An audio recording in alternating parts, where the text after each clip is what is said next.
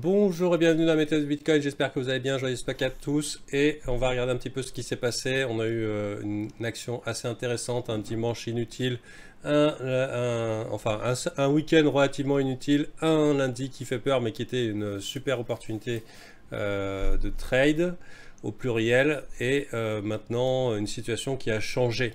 Et voilà, on va y venir. Donc hier, là on commence par le S&P 500, ici c'était la zone où on espérait, où on aurait voulu une résolution positive. C'est une zone où il faisait sens entre support, résistance, niveau de Fibonacci, retracement de base. Et ils ont été franchement bien respectés avec la petite frayeur, donc hier où on pète les lots et non. Avec ici on a pu ressentir exactement dans le marché un sentiment de peur qui s'est répandu dans les esprits, des annonces de bear market à gauche, à droite et tout. Et pour nous, ça correspond à un Bitcoin qui était dans les environs de 39 000. Et j'ai l'impression qu'on a switché un petit peu au niveau du marché.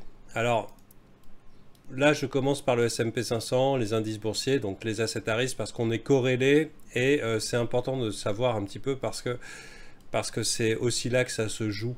Et la journée d'hier était franchement tendue avec plusieurs retests des lots, avec des rejets forts de ces lots pour finir avec une clôture haussière vraiment assez épique et très très encourageante. Il semblerait que globalement on ait capturé un grand nombre de shorts sous ces lots. Ils ont tenté plusieurs fois, ils se sont fait rejeter. Vraiment après plusieurs tentatives on pouvait se dire bon bah là c'est cuit, mais pas du tout. Et du coup, là, on est dans une situation qui est plutôt bonne en fait. Donc, c'est pas encore gagné parce qu'il peut encore y avoir une volatilité et on pourrait être impacté nous aussi sur le BTC. Mais maintenant, on n'attend plus que la confirmation, c'est la sortie par le côté haut de ce range. Et pour l'instant, c'est bien parti parce que ça, maintenant, ça constitue un bon support. Et pour le BTC, c'est à peu près pareil. Et j'ai bien l'impression encore plus bullish sur le BTC. Puisque ici, on est parti dans une zone psychologique qui fait mal. Hein. Donc sous les 40 000, on a vu que ça faisait mal. Psychologiquement, c'était un point qui a fait switcher beaucoup les esprits. Et en une bougie hier, les bras en l'air ici, capitulation mentale pour ensuite reconquérir des nouveaux highs, des nouveaux sommets ici. Donc on a pété là.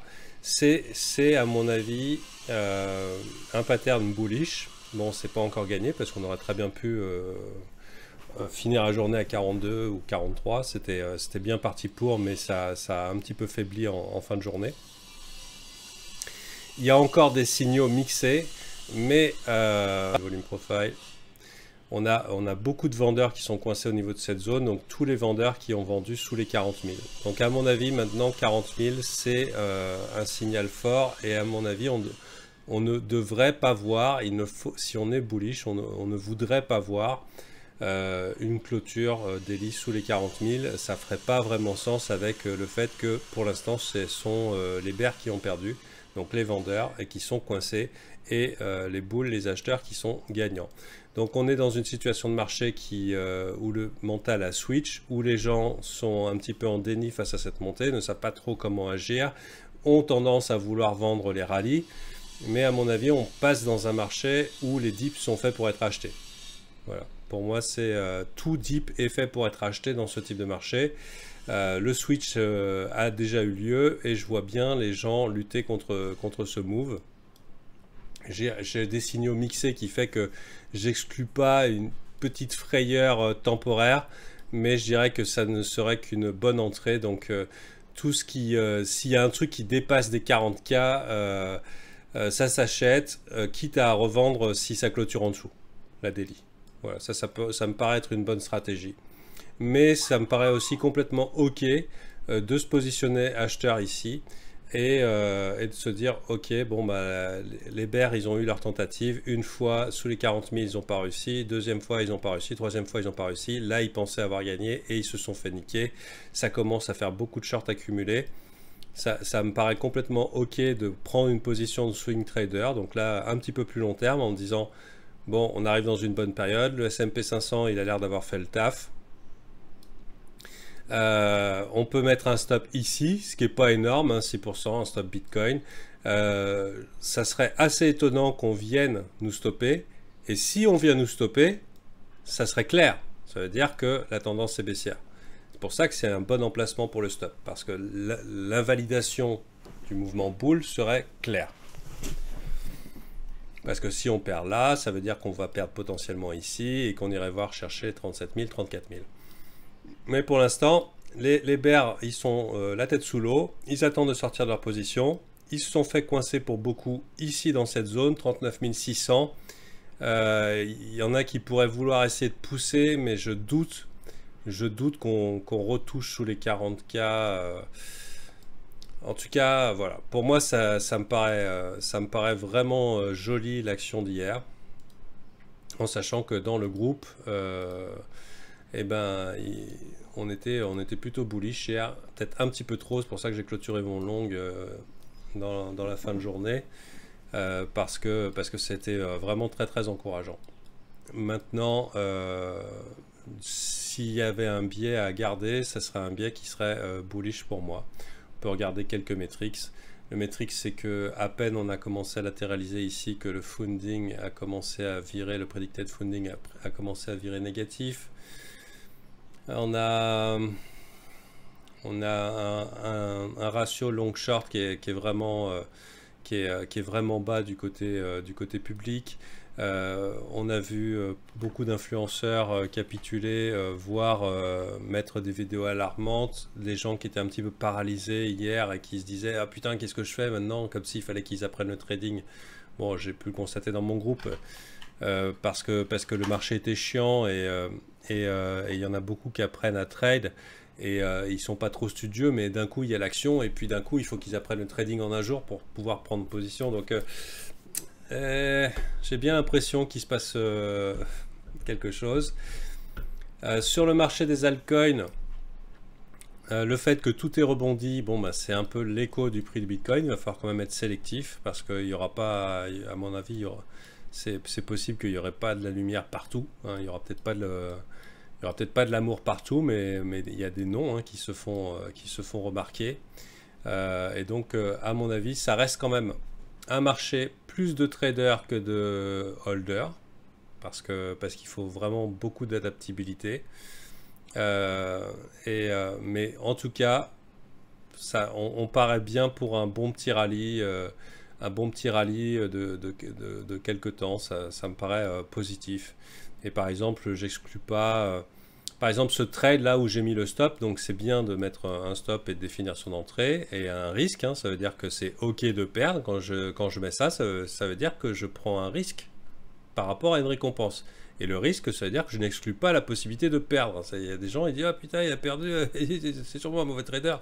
Je perds tous les jours, plusieurs fois par jour. Ça ne m'empêche pas de me démerder. Donc, mais là, je pense que la probabilité est du côté haussier maintenant.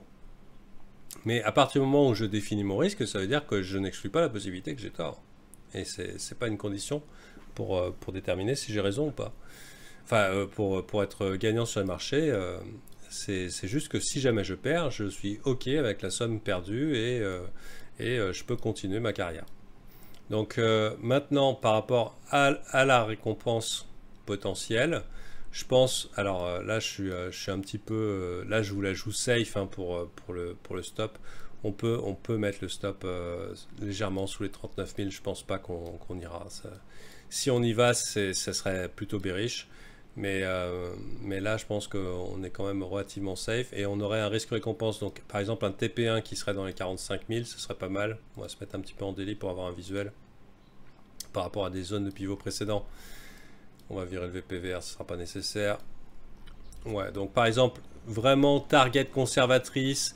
Vu que c'est un marché qui fait pas de cadeaux et qui n'hésite pas à faire des allers-retours juste pour faire chier. Par exemple, ça, on y va tout seul. Ensuite, on fait ça.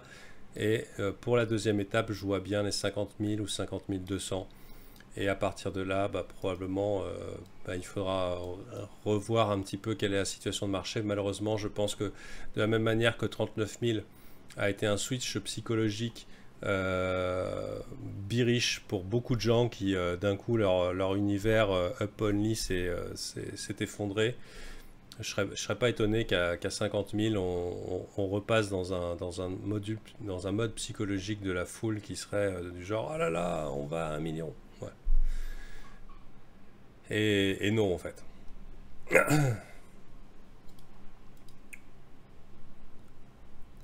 Alors, là, je réponds à une question qui pourra servir à tout le monde, parce que ça me fait plaisir de vous donner une réponse. Que penses-tu de XMR qui pump pendant le petit retracement BTC? Donc, c'est des choses que je fais dans mon groupe en général, répondre aux questions. Perso, j'ai fait mon beurre dessus. Apparemment, les échanges n'ont pas assez de XMR à donner aux users et ils ont buy en masse. Alors ça, c'est le pourquoi ça monte. C'est le narratif que tu te donnes pour justifier le fait que voilà, c'est un bon investissement.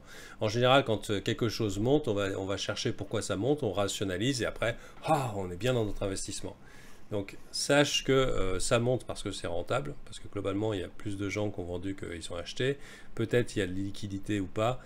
Simplement, c'est que XMR, par le passé, c'est un coin qui a une manière de procéder. Ça a été rentable il n'y a pas si longtemps.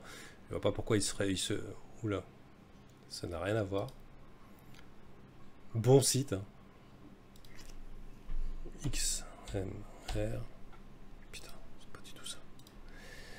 Donc, en fait, si tu veux, XMR, ils ont ceux qui gèrent le marché, ça veut dire que le patron qui va gérer les va-et-vient sur ce coin, il a une manière de procéder qui lui est propre. Et en général, c'est le slow grind. Enfin, moi, ce que j'ai remarqué, c'est le slow grind. Tu vois, c'est la bonne ligne 45 degrés, genre no dip allowed. Et il l'a déjà fait par le passé, ici, par exemple. Tu vois, c'était très unidirectionnel. Donc, c'est pas un coin où forcément tu auras envie de courir dedans parce que du coup, ça va pas forcément monter vite. Hein. Mais quand il commence à donner la direction, voilà, la direction semble relativement claire, donc éventuellement ça se joue jusqu'à inversion de tendance malheureusement. Donc tant que tu as un Bitcoin favorable, tu vas pouvoir te dire ok, mais voilà, sache que pour moi c'est leur manière de faire, c'est pas la première fois que je surveille XMR. Comme tu vois, tu peux très bien t'attendre à ce genre de mouvement pour la suite. Donc a priori, là, ils sont dans une campagne où ils vont pomper. Voilà, maintenant on a déjà eu la ligne verticale, donc tu peux considérer que ça, c'est de l'accumulation, qui se termine souvent par une ligne verticale, parce qu'après cette accumulation, on va pump le prix. Maintenant, est-ce que c'est un bon endroit pour acheter ?